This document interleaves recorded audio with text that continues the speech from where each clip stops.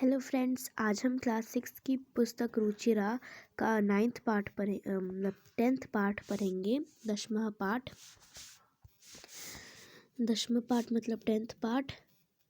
इसका नाम है दशमः त्वम असि, 10वें तुम हो। दशमः मतलब 10वें, त्वम मतलब तुम, असि मतलब हो। हम शुरू करते। एकदा दश बालिका स्नानाय नदीम आगच्छन्। एक बार 10 बालक स्नान के लिए नदी पर गए थे। ते नदी चले चिरम स्नानम अकुर्वन्, वो नदी में चले गए स्नान के लिए। ततः ते तीर्त्वा जल्दी से मतलब तेज गति में नदी पार कर गए। तदा तेषां नायकः अपृच्छत् अपि सर्वे बालका नदीम उत्तीर्णा। उनके नायक जो था उनका, उसने बोला कि चलो गिन लेते हैं कि कोई जो बालक है वो नदी में डूब तो नहीं गया। जब उनने नदी पार कर ली तब उनके नायक ने बोला कि चलो गिन लेते हैं कि कोई बच्चा नदी में डूब तो नहीं गया। यहाँ पर वो उनका नायक सबको गिनने लगा। उसके बाद क्या होता है कि वो गिनता है। तदा कश्चित् बालका गण्यत्, उसने बालक को गिनने लगा। वो 1 2 3 4 5 6 7 8 9 इति। अब वो गिन रहा था 1 2 3 4 5 6 7 8 9। उसके बाद आगे तो सह स्वयं ना गण्यत, उसने अपने को नहीं गिना। मतलब वो 10 आए थे, अगर अपने को नहीं गिनेगा तो ना हुए। ठीक है, तो अतः सह अवदत् नव एव संति, उसने अपने को नहीं गिना।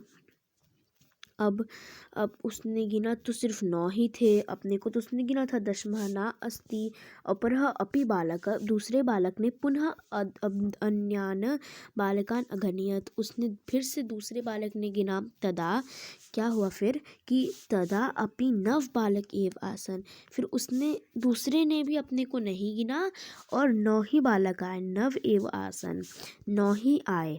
अतः ते निश्चयम् अकुर्वन् यत् दशमः नद्यां मंग, फिर उन्हें निश्चय कर लिया कि सच्ची में जो 10वां बालक है वो डूब गया है। ते दुखिता तुषिनाम, वो दुखी हो गए। आगे देखते हैं। तदा कश्चित पथिका, वहाँ पर एक पथिक आया। एक पथिक मतलब एक ट्रैवलर या फिर इधर से जो गुजरने वाला एक पथिक आया, वहाँ से वो गुजर रहा था। सब इधर से देख सकते हैं। पथिक मतलब क्या होता है? पथिक मतलब राहगीर, ट्रैवलर आया। एक ट्रैवलर आया तो वहाँ पर एक ट्रैवलर आया। सहतान बालकन दुखितान दृष्टवा, उसने बालकों को बालकान दुखितान, दुखी होते हुए देखा। वो दुखी थे, उसने देखा। अपृच्छत बालक, दुखी बालकों को अपृच्छत बालक देखा। युष्माकम दुखस्य कारणम किम, तुम्हारे दुख का कारण क्या है? बालका नायक अकथयत वयम 10 बालक आगत, अब तुम्हारे दुख का क्या कारण है? पथिक ने पूछा, ट्रैवलर राहगीर ने पूछा। अब जो बालिका का नायक था उसने बोला कि हम यहाँ पे 10 बालक आए थे। वयम 10 बालक स्नानतुम आगच्छन्, वयम हम 10 बालक 10 बालक स्नानतुम स्नान के लिए आए थे। इदानी 9 एव स्म, लेकिन अभी हम 9 हैं। एक नद्यां मग्न, एकः नद्यां मग्न इति, एक डूब गया। पथिक तान अगण्यत, पथिक ने गिना।